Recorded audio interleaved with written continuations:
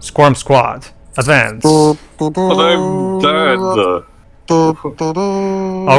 Okay, squad. I get it. He's dead, but so let's go and let's make sure his sacrifice was not in vain. Oh, okay, so moving forward from that, yeah, this is kind of creepy. Look at that. This is what happens to people who get caught in the eye of the hammer. Ashes, conglomerates of ashes. For a second there, I thought this was the prequel to Doctor Stone or something. Not even wind can disperse them. If we touch them, though, they'll fall apart. So let's try our best not to... Yeah, I thought it was a prequel to Doctor Stone or something. Ashes, unfortunately, are more fragile leaves. Mm.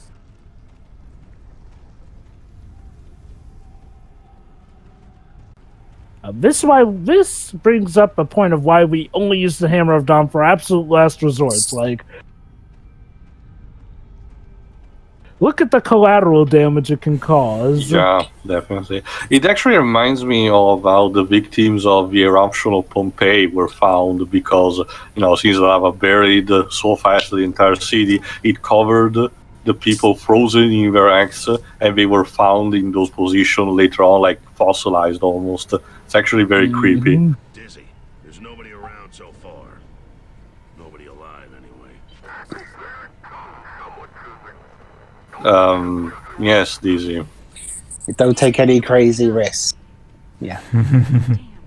Don't you just say it when you're using Skype for the radio transmission? But not to worry, Tio, because as we all know, if the viewer can read the subtitles, the characters can understand what they're saying too. Well, Teo, this is a Microsoft game, so obviously they would be using Skype. or Mixer. Well, Mixer is a streaming service. Well, yeah, but Mixer is not for instant messaging and communication. Yeah. Mixer is for game streaming. Oh, maybe. Oh, oh boy! A literal that was a piano. From a piano.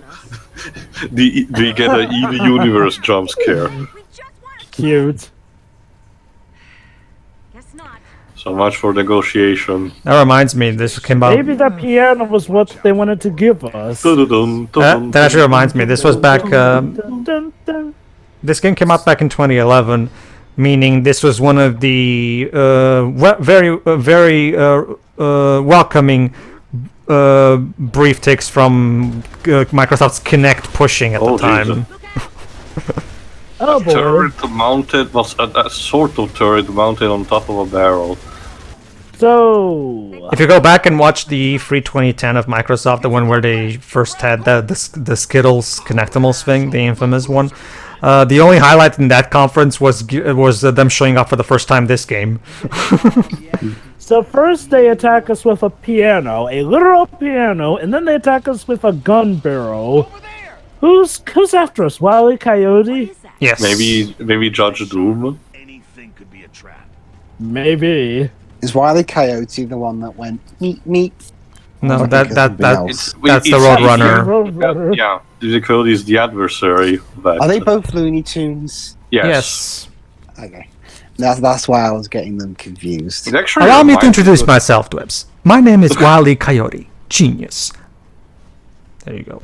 It actually reminds me, like, considering how Warner Bros. Gaming, in terms of gaming, has done such a resurgence in recent years thanks to Batman, but then, varying it with Lord of the Rings and Mad Max, and there's supposed rumors about the arrival of Harry Potter in terms of gaming. I'm surprised they never tried a video game revival of their Looney Tunes brand. I think there is potential.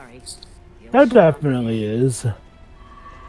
Oh. There is technically a mobile game. Oh shit! But, oh boy, polyps.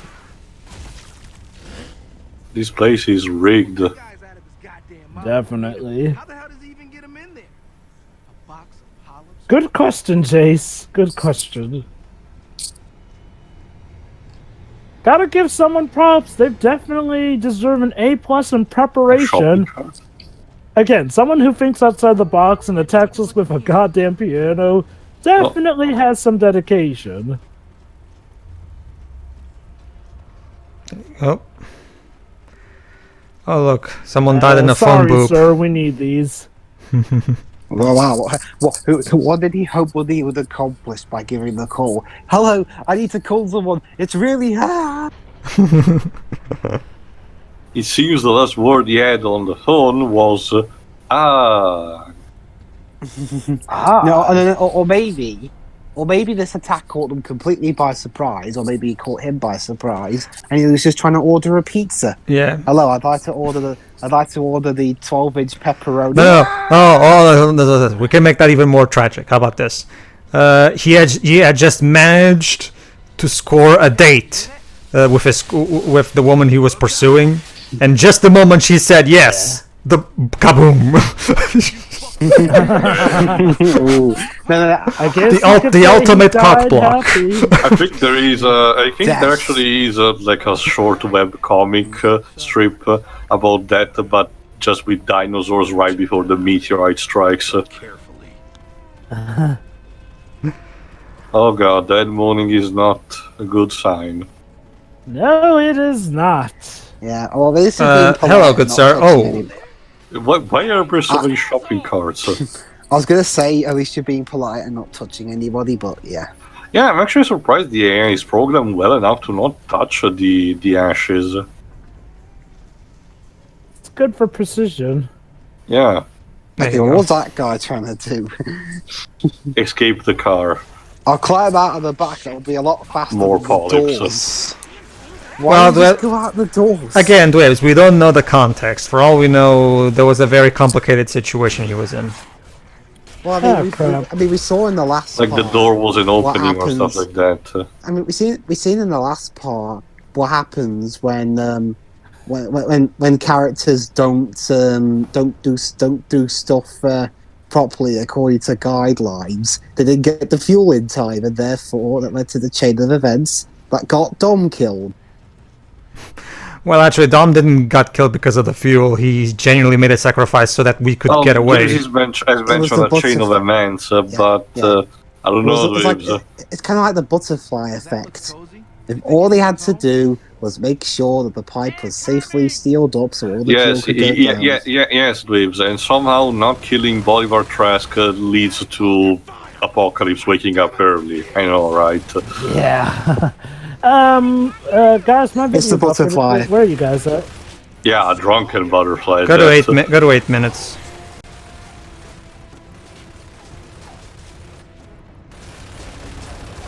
Oh boy, I don't like the sound of that.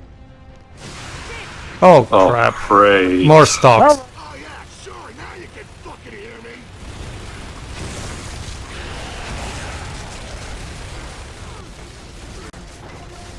Oh boy. Alright, everyone, let's go, or else we'll get Gears of War stamped. Yes. On today's news session No. of Lambents Don't Know When to Give Up. Yeah, it doesn't really help when these things scream constantly. Oh crap! You know what we didn't do? Guys? Hey, look, a lambent snake. we didn't. Oh, we, nice. We didn't give Dom a military eulogy. You know, considering they are more based on aquatic life form, considering the polyps and the tentacles, and I wouldn't be surprised it's more of an eel or something. Okay, then I guess I'll do the eulogy then. It really becomes also kind of a. Again, this also shows a thing where. Okay, hold on. Cutscene. Yeah, Gavin. Oh, sorry. Yeah. Dom's dead. R.I.P. Alright. Chance. Don't piss me off. Griffin don't want Yeah. In a great mood. in this town, especially Char. You took a big risk coming here. Look, all we I think want I is heard the him fuel, already. and then we'll go. Is this Griffin willing to trade? No. Well, lady, he might want to do business with you. Just take us to see him, little man. Now. Do not mess with a man who has seen his best friend die. Not to mention, Joel, remember, Anna and Marcus are a couple, so Yeah. so obviously he wouldn't like it either way. Remind me again why the later Gears are needed to emphasize more the idea of a female character. I don't know too. We already have two of them here. That's Well, the technically No, like I free. mean, again, they push it up the fact like the previous games did not had enough of that kind of idea. Well, it's not so much that they're trying to claim that they didn't have any more. It's not like a lightning scenario, Theo. It's more so the fact that, well, that's the thing, Jova. That's the Even though thing. 10-2 was a thing. Not just that. It was basically during the time that the Lightning trilogy was going on in Final Fantasy, Toriyama actually had the balls to say in an interview. I even talked about this on the SSMB topic at the time, that Toriyama was saying that Lightning was the first ever primary female protagonist in the Final Fantasy series, because apparently because apparently Terra It's not a thing. Terra apparently doesn't exist anymore, it seems. Well, not only that, Toriyama, did you forget that you yourself worked on Final Fantasy X and X-2? It seems like it, yeah. You even directed 10-2. Well, that's the thing, Jova. Like, remember, 10 keeps saying Tidus, that. Yeah, 10 keeps 10 is again. It keeps trying to tell itself that that Tidus is the protagonist, even though Yuna is. Well, regardless, 10-2, Yeah. Yuna literally is the protagonist of 10-2. You couldn't get more feminine if you tried it. Jova, I don't think Toriyama is aware of much of Charlie's anything, Angel. so don't bother. But he directed that game though. So is he saying that he failed or something with that? Like, Toriyama, come on, man. People actually like 10-2. Sure, it took them a bit of a while. But Alright, time to see this chief, I guess. It's one of those cases. Well, 10-2 is one of those cases where, like, it's good gameplay-wise, but if you were invested in 10 story, yeah, Tough luck. yeah.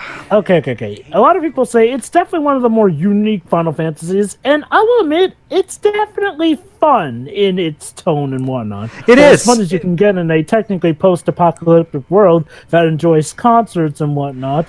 Oh no, it is. Nonetheless- It is. But as a sequel to 10, though, Okay, The yeah, tone that I shift can get. alone can make the difference. and rendering the ending meaningless, basically. So I think a good example is like, well, it's like if I get it. It's like if Final He has a Fantasy. G, there's like a C. It's Griffin, like a remember Hold on. Griffin too. Griffin. Hold on, Mr. Joe. Griffin, sir, these car guys showed up and they did a great job on the clothes. Now they want some fuel. What the fuck are you doing bringing the He's a into peep. my system? He's a fucking peep. They just want some fuel. Boy, get out of here before I lose I'm half expecting the pimpish guitar music. Oh god, to he's even behind. Oh my god, Pedro, it's like Spike Lee at the end of Marvel number 2. Oh my god, he is. Sir, we understand. We just need fuel, and then we'll go. Bitch, you don't understand shit. You seen those ash remains? Those were my work. Let me check who voices him. You don't go messing with the family, you know. I think Mad World was also developed around this time. Yeah, back. Grieving. Oh, and who the fuck are you? Marcus. It is a name. What's so funny? I recall. You know the first rule of business, Mr. Phoenix? It's his voice, Jova. What's in it for me? You need fuel, so do I. Ironic scene is how I built an empire. It's like we stepped in a completely different game. And I'll let you I love moments like these, though. It shows that there are some people who, yeah, the world is going to hell, but they don't give a fudge. They ain't gonna let some mother flipping aliens rule the business. Oh, he's voiced by Ice-T. Yep. Wait, V-Ice-T? Yes. Ice-T. Apparently, we have some guest star power. He's literally gangster, y'all. God damn it, get your hands off me! Oh crap, they got dizzy. Oh, Dizzy. Every contract has a performance guarantee, Phoenix. Your associate is now mine. Don't you lay a finger on him. Don't you fucking dare. You hear the music warning you about it? Don't waste it. Let's go, Marcus. Yeah, let's try not to kill him on the spot. Wow, they got Ice-T for this game. You gotta appreciate the little details like that. Can you Yeah. imagine the fact that, the series being popular right now is just, maybe bringing some guest star power. Let's be quite honest, though, guys. This is a lot cooler than that time Ice-T was literally a kangaroo. Well, Who's Ice-T? Who's Ice-T? the pimp was Ice-T my is one of the Ice-T is one of the grandfathers of the rap. He's also one of the long-running character in Law and Order. Wait, Ice-T is a long-running character in Law and Order. Well, I'm not surprised by that because Since 2000, Jova. Ah. I thought Law and Order ended in Yeah. I thought Law and Order ended in 2010, or is it one of the spin-offs? I'm not surprised by that, Law and Joe. Order Special Victims Unit. I'm not surprised by that, Joe, because LL Cool J also ended up becoming an actor. He was in season 2 of House. I think he's in. Special Victim Unit, I told you, lives. Anyway, No, basically, I meant LL Cool J. Anyway, Oh. basically, Dreams, to answer your question, Ice-T was a kangaroo in Tank Girl. Yeah. LL Cool J's in NCIS Los Angeles. Not to be confused with the Warriors of Virtue. Like, seriously, the kangaroos from the Warriors of Virtue look exactly like the kangaroos in Tank Girl. Well, there is an advantage, yeah. Jova. Yeah, Warriors of also, Virtue is not based on an actual good comic book line. Also, interesting. Yeah. Also, a fun fact, NCIS Los Angeles also stars Chris O'Donnell, aka Robin. yeah, So. and Portuguese actress Daniela Rua as the female Nice. as the female lead.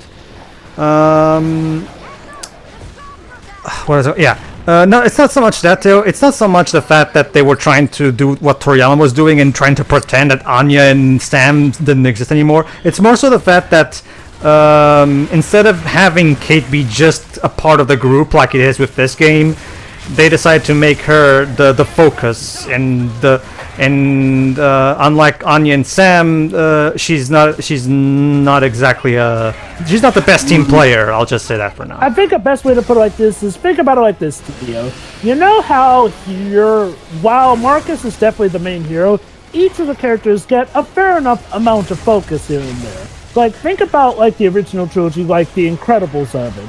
Now, then comes in 3 and 4 and 5, which are kind of like Incredibles 2, where you can tell the focus is definitely on this one character more than the others, for the sake of giving it girl power. Jesus Christ. You can even see this too. Basically, how about this? Go back to the Gamescom trailer, Gamescom 2019 trailer for Gears 5, whereas the trailer is entirely focused on Kate with a chick rock anthem song playing and stuff like that. Although, I guess it's not as cringeworthy as the Batwoman trailer. Well, no, that's like the very peak of cringiness, Jova. Like,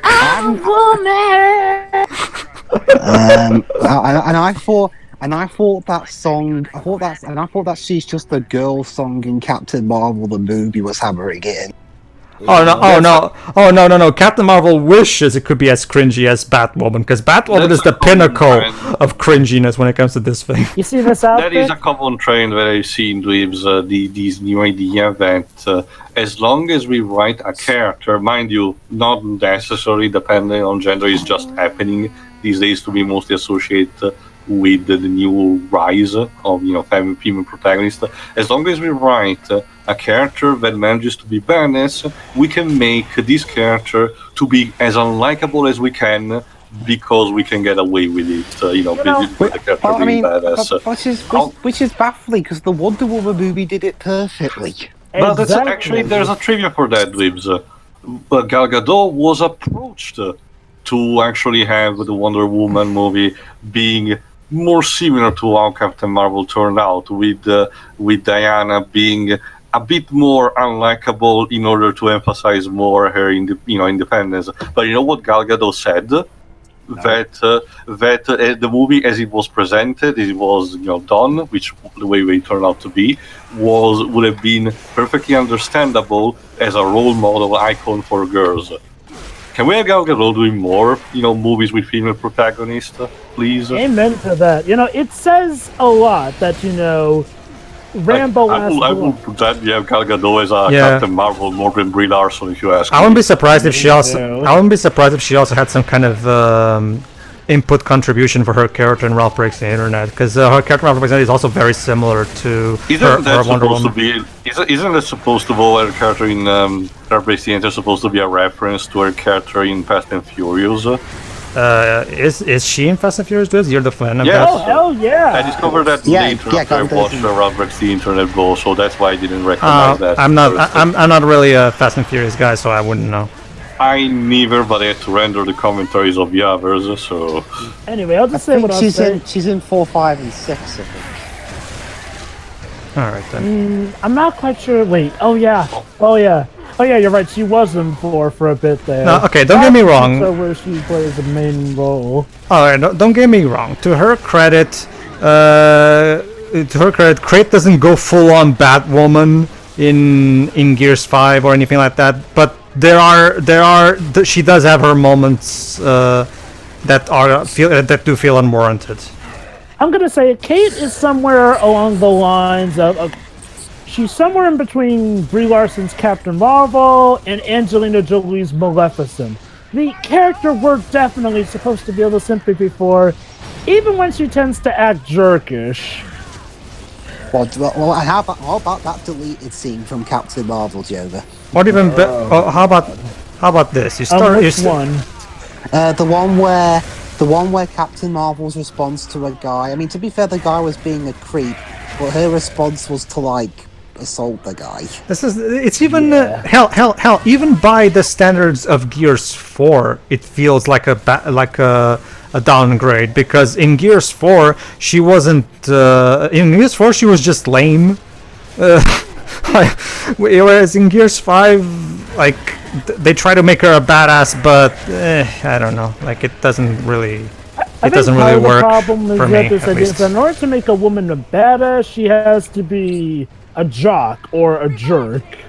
I don't know. I find Sam and Anya pretty good badasses on their own, but whatever. Exactly. I said it before and I'll say it again. It speaks volumes that, for as much money as they thought it would make, that Rambo Last Blood not only saw more money, but saw more of a female audience than the Charlie's Angels movie, a movie that was practically seeped in the idea that, oh, it's female girl power, it'll sell well. It's like Rambo Last Blood, which wasn't even that big a commercial success itself, saw more of a female audience than the incredibly girl-focused Charlie's Angels movie, the one with Kristen Stewart. Revive me, please! Some help here, guys? I am literally crawling! Jace, you have yet to do something in this game. Go ahead. Oh, never mind. Sam will do it. Never mind. Jace will not. Never mind. Jace will not do something in this game yet. Crawling on my skin. These wounds will not heal. Seriously, why would you even bother? Why did you even bother to create the new character for this game if he's not gonna do anything? No, more like if you want to have a particular role, have another returning character doing that. It really does feel like Jace was made for exposition more than anything. Exposition? Yeah. He's barely had any lines. What exposition? No, in a sense, but it's the new character the others have to explain to him. Why don't have the new Carmine fill in that role? Hell, apparently this Carmine that we have in experience. Hell, the only backstory we do get from him is in the Rom's Shadow single-player DLC, which we'll do right after we finish the campaign, where we explain specifically how he joined the COG. But that's it. That's literally the only thing we'll learn. Because even though he is in the DLC, he's not really the focus. The Zeta Squad is. I just pray to God that they didn't add Jace just to be the token new black guy for a quota. Honestly, Jova, at times it kind of feels like it, because Jace doesn't do anything in this game. Nothing. He's just there. He really could have worked as, the surrogate character for the audience. It doesn't. Hell. Why would you need to add in Jace? You have the freaking Coltrane. Why would you need another? Why would you need like Jova said, a token black character? You have the fucking Coltrane, one of the all-time great African-American characters in video games. I guess the idea is that, we only have the one African-American, so let's add another one so that people aren't on our rear ends about it. No, this was not the time yet where devs were having this kind of paranoid thought. I don't know. I really do wonder if Jace was meant to be a surrogate character, but some of the writing involving that just got lost or something. Maybe his character is more evolved and explained in the comics, but again, I do not know. Actually, let me check. I'll use this time to Jace. All right, to the Gears wiki. It's sad, well, considering Jay's Stratton. There you go. It's sad considering nowadays the wiki term is almost non-existent anymore because fandom has bought the domain. For fuck's sake! Why did they feel that? Oh boy. Okay. At least his childhood seems to be at least being explained in a comic because there is a panel depicting him as a kid during E-Day. I think these next couple of screenshots that I'm seeing here are part of Iran's Shadow campaign because Ram is attempting to kill Jace. Here. Yeah. Then there is one comic that I think is around the time where he joined the COG. More comic. Yep. So there you go, Job. If you want Jace to actually be a character, please buy our comic books. I do want. Well, I mean, okay. the Gear series has hold on. always had this issue. I do wonder this. The comics were made after the games, at least the original trilogy. So I do wonder if Jace was supposed to be like a gateway character. We were introducing that in a game, and then we will use that as a conveying method to. Because we only read so much, which seems to be like short stories tied to the Pendulum Wars and all. Oh, sorry, and so maybe, but so I don't know if there are comics who are an actual adaptation of the events of these games or not, or they're just side material, nor if there is a definite protagonist, or they're just a set of couple of arcs, each with its own protagonist. What Tio said does raise a good point. Like, we have to remember, as far as Edge of Reality news, because keep in mind that what I'm just saying about the whole backstory, but the comic theme. But Jay's page in terms of story explanation is quite meaty. But as Pedro said, yes, don't check squat in this game. I guess the reason we're not as wrapped up with Jace here is like, well, while he is technically a character, he doesn't do as much, so we don't find ourselves asking as much about his character. Granted, I would like to know more about his character, but what you said does remind me, though. As far as Edge of Reality knew, this was it for them games-wise, since... What you mean Epic Games, Jova? Edge of Reality? God, Epic Games! What's your obsession with Edge of Reality, dude? This is like the third time now. Apparently, the reason why Jason doesn't show up in future games is because he becomes a movie director. Okay. Aw, how good for him. Wait, a movie director in the post-apocalyptic world? And How does that work? Keep in mind they get the idea that with the end of 3, the Locust gets defeated almost for good, and a new era of peace is born for a while. God, let me guess. The plot twist in like Gear 6 when that comes out is that this whole thing was a bloody movie.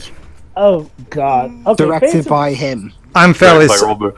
It's No, a bit. with the music directed by Robert B. Wide. With the coalition showing up on live action trolling us.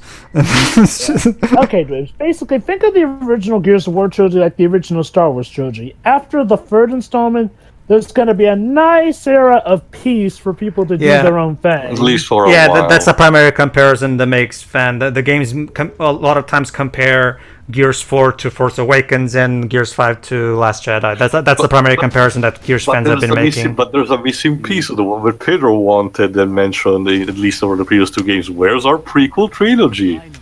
Yeah, exactly. Where's the Pendulum Wars? I would play a Pendulum Wars trilogy.